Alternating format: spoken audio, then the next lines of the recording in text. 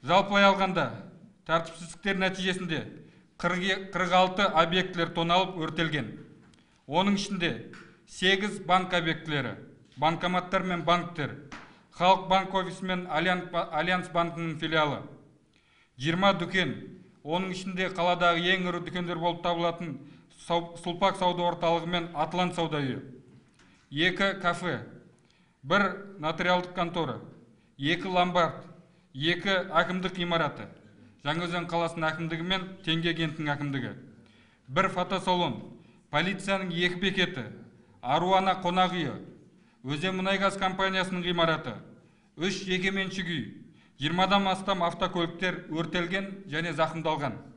Сахна, киіз үйлер, музыкалық аппаратура және орталық алаңдағы жаңа жыл шыршасы жойылған.